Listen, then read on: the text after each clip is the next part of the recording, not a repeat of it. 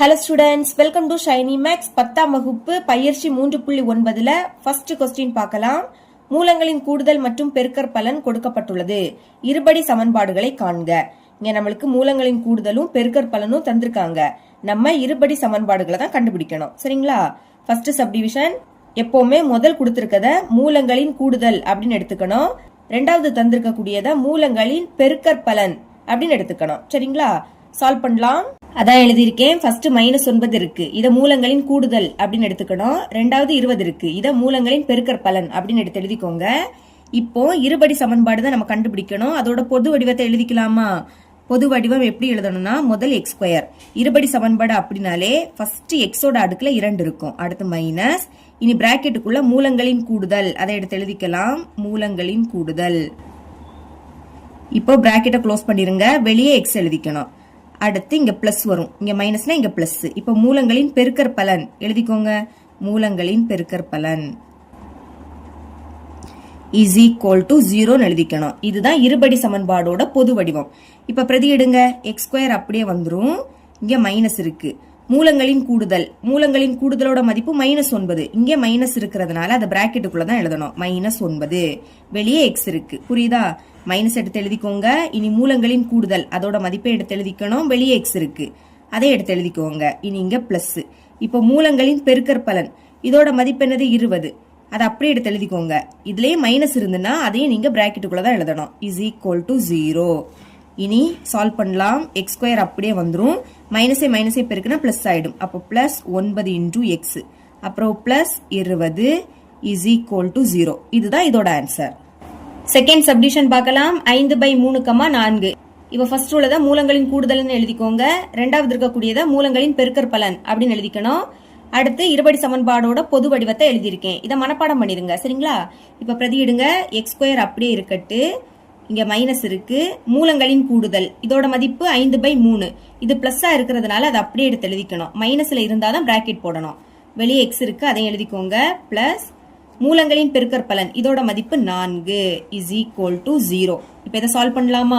இங்க பைக்கு கீழே 3 மட்டும் இருக்கு. அப்போ இதால தொகுதியை பெருக்கணும். ஆனா அது இருக்கக்கூடிய தொகுதியை மட்டும் பெருக்க கூடாது. ஓகேங்களா? இப்ப 3ஐயும் x² பெருக்குனா 3 into x² அப்படின்னு கிடைக்கும். மைனஸ் இது இருக்கக்கூடிய தொகுதியை பெருக்க கூடாது. அப்ப 5 into x, அதை அப்படியே எடுத்து எழுதிக்கணும். பிளஸ் இனி 3 12. நம்ம இப்போ தொகுதியை பெருக்குனதுனால ஹோல் டிவைடட் பை போட்டுக்கிட்டு பைக்கு கீழே இருக்கக்கூடிய 3 அப்படியே எடுத்து எழுதிக்கணும். is equal to 0. இனி மேல இருக்கிறது அப்படியே எடுத்து எழுதிக்கோங்க. 3x² minus 5 into x plus 12. இந்த 3 வகுத்தல் இருக்கு, அங்க போச்சுன்னா பெருக்கல மாறுமா? அப்ப பெருக்கிருங்க. 3ஐயும் 0ஐயும் பெருக்குனா 0. இதுதான் நமக்கு தேவையான இருபடி சமன்பாடு. Third subdivision -3/2, -1. இதுவும் போன சப்டிவிஷன் மாதிரி தான். முதல் உள்ளத மூலங்களின் கூடுதல் அப்படின்னு எடுத்துக்கணும். ரெண்டாவது இருக்கக்கூடியது மூலங்களின் பெருக்கற் பலன். இனி இருபடி சமன்பாடோட பொது வடிவத்தை எழுதியிருக்கேன். இப்ப பிரதியிடலாமா? x² அப்படியே இருக்கட்டு, இனி இந்த மைனஸ் மூலங்களின் கூடுதல் இதோட மதிப்பு -3/2. இங்க மைனஸ் இருக்கிறதுனால அதை பிராக்கெட்டுக்குள்ள தான் எழுதணும். -3/2, வெளியே x இருக்கு. அடுத்து இந்த பிளஸ் மூலங்களின் பெருக்கற் பலன் இதோட மதிப்பு -1. இங்கே மைனஸ் இருக்கிறதுனால பிராக்கெட்டுக்குள்ள எடுத்து எழுதிக்கோங்க. is equal to 0. இனி இந்த x² அப்படியே வந்துரும். பெருக்குங்க. மைனஸை பெருக்குனா பிளஸ் ஆயிடும். பெருக்கும் போது 2 மைனஸ்னா அது பிளஸ் ஆயிடும். இனி 3/2, வெளியே இந்த x. இங்கே பெருக்கலாமா? பிளஸே மைனஸை பெருக்குனா மைனஸ். பெருக்கும் போது ஒரு மைனஸ்னா அது அப்படியே வந்துரும். 2 மைனஸ்னா பிளஸ் ஆயிடும். அடுத்து இந்த 1 எடுத்து எழுதிக்கலாம். is equal to 0. இனி இதுக்கு முன்னாடி பார்த்தது மாதிரி தான். பைக்கு கீழே 2 இருக்கா? அப்ப இதால தொகுதியை பெருக்க போறோம். 2ஐயும் x² பெருக்குனா 2 into x². அடுத்து இங்க பிளஸ் இருக்கு. இது இருக்கக்கூடிய தொகுதியை பெருக்க கூடாது. 3 into x, அது அப்படியே இருக்கட்டு. இந்த மைனஸ் பெருக்குங்க. 1 2 தொகுதியை பெருக்குனால ஹோல் டிவைடட் பை அப்படின்னு போட்டுக்கிட்டு பைக்கு கீழே 2 அப்படியே எடுத்து எழுதிக்கணும். is equal to 0. இப்ப மேல என்னது இருக்கு? 2x² plus 3 into x minus 2 is equal to இந்த 2 வகுத்தல்ல இருக்கு, அங்க போச்சுன்னா பெருக்கலாம் மாறும். அப்ப 2ஐயும் 0ஐயும் பெருக்குனா 0. இதுதான் இதோட ஆன்சர். ஃபோர்த் சப்டிவிஷன் பார்க்கலாம். ஃபர்ஸ்ட் என்னது இருக்கு? Minus into 2 - a whole square. இத மூலங்களின் கூடுதல் அப்படின்னு எடுத்துக்கணும். ரெண்டாவது a கூட்டல் 5 ஹோல் ஸ்கொயர் இருக்கு, இத மூலங்களின் பெருக்கற் பலன் அப்படின்னு எடுத்து எழுதிக்கோங்க. அப்புறம் எப்போ மாதிரி இருபடி சமன்பாடோட பொது வடிவத்தை எடுத்து எழுதியாச்சு. பிரதியிடலாமா? x² அப்படியே இருக்கட்டு. இனி இந்த மைனஸ் மூலங்களின் கூடுதல் அதோட மதிப்பு இங்க இருக்கு. மைனஸ் இருக்கிறதுனால அது பிராக்கெட்டுக்குள்ள தான் எழுதணும். பிராக்கெட் போட்டு எழுதிருங்க. மைனஸ் இன்டூ 2 மைனஸ் ஏ ஹோல் ஸ்கொயர். அப்புறம் பிராக்கெட்டை க்ளோஸ் பண்ணிடணும். இனி வெளியே எக்ஸ் இருக்கு, அதை மறக்க கூடாது. அடுத்து இந்த பிளஸ் மூலங்களின் பெருக்கற்பலன் அதோட மதிப்பு இங்க இருக்கு. எடுத்து எழுதிருங்க. ஏ கூட்டல் 5 whole square is equal to இந்த 0. அடுத்து எக்ஸ் ஸ்கொயர் அப்படியே இருக்கட்டு. இப்ப மைனஸே மைனஸே பெருக்குன்னு என்ன ஆயிடும்? பிளஸ் ஆயிடும். பிளஸ் போட்டுட்டு 2 மைனஸ் ஏ ஹோல் ஸ்கொயர், வெளியே எக்ஸ் இருக்கு, கூட்டல் இது அப்படியே வந்துடும். ஏ கூட்டல் 5 whole square is equal to 0. இதுதான் இதோட ஆன்சர். புக் பேக்லயும் இதை தான் ஆன்சரா கொடுத்திருக்காங்க. சரிங்களா? இவ்வளவுதான் இந்த சம். செகண்ட் கொஸ்டின் பார்க்கலாம். கீழ்காணும் இருபடி சமன்பாடுகளுக்கு மூலங்களின் கூடுதல் மற்றும் பெருக்கற்பலன் காண்க. போன சம்முல மூலங்களின் கூடுதலும் பெருக்கற்பலனும் கொடுத்துக்கிட்டு இருபடி சமன்பாடு கேட்டிருந்தாங்க. இங்க இருபடி சமன்பாடு கொடுத்துக்கிட்டு மூலங்களின் கூடுதலும் மூலங்களின் பெருக்கற்பலனும் கேக்குறாங்க. சரிங்களா? ஃபர்ஸ்ட் சப்டிவிஷன் சால்வ் பண்ணலாம். கொஸ்டின் எடுத்து எழுதியாச்சு. இங்க மூலங்களின் கூடுதல் பெருக்கற்பலன் கண்டுபிடிக்கிறதுக்கு முன்னாடி ஏபிசி அதோட மதிப்பை கண்டுபிடிக்கலாம். முதல் ஏயோட மதிப்பு கண்டுபிடிக்கிறேன். ஏனா எக்ஸ் ஸ்கொயரோட கெழு. எக்ஸ் ஸ்கொயர் முன்னாடி என்னது இருக்கு? எதுவுமே இல்ல. எதுவுமே இல்லாட்டா 1 இருக்குன்னு அர்த்தம். சரிங்களா? அடுத்து பி. பினா எக்ஸோட கெழு. எக்ஸ் முன்னாடி இப்ப என்னது இருக்கு? பிளஸ் 3. பிளஸ்னா பிளஸ் குறியீடு போடாண்டா 3 மட்டும் எடுத்து எழுதிக்கோங்க. சி. சினா மாறிலி உறுப்பு, அதாவது வெறும் நம்பர் மட்டும். என்னது இருக்கு? மைனஸ் 28. சரிங்களா? இப்ப முதல் மூலங்களின் கூடுதல் கண்டுபிடிக்கலாம். ஆல்பா கூட்டல் பீட்டா. கூடுதல் அப்படின்னா சென்டர்ல பிளஸ் வரும். ஞாபகம் வச்சுக்கோங்க. மூலங்களின் கூடுதல் அப்படின்னா ஆல்பா கூட்டல் பீட்டான்னு எழுதிக்கணும். இதோட formula minus b divided by a. இதுதான் ஃபார்முலா. பிரதியிடுங்க. மைனஸ் அப்படியே இருக்கட்டு. பி. பியோட மதிப்பு 3 பை ஏ. ஏயோட மதிப்பு 1. இப்ப பைக்கு கீழே 1ன்னு எழுதிக்காண்டா. அப்ப மேல இருக்கக்கூடிய மைனஸ் 3 மட்டும் எழுதிக்கோங்க.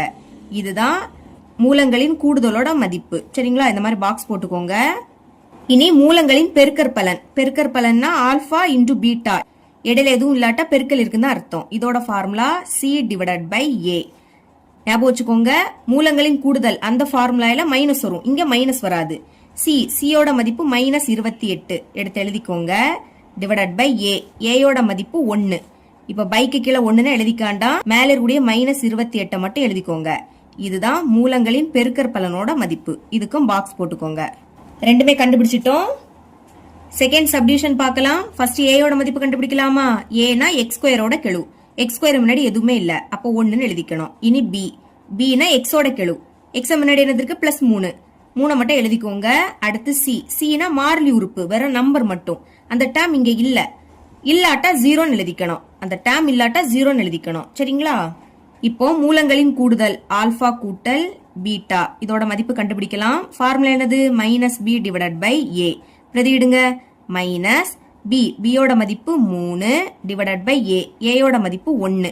இப்ப பைக்கு கீழே 1ன்னு எழுதிக்காண்டா. மேல இருக்கக்கூடிய மைனஸ் 3 மட்டும் எழுதிக்கோங்க. இதுதான் ஆல்பா கூட்டல் பீட்டாவோட மதிப்பு. பாக்ஸ் போட்டுக்கலாம். அடுத்து மூலங்களின் பெருக்கற்பலன் ஆல்பா இன்டு பீட்டா. இதோட formula c divided by a. பிரதியிடலாமா? சி. சியோட மதிப்பு 0 பை ஏ. ஏயோட மதிப்பு 1. இப்ப மேல 0 இருந்து கீழே என்ன நம்பர் வந்தாலும் அதோட மதிப்பு 0 தான். சரிங்களா?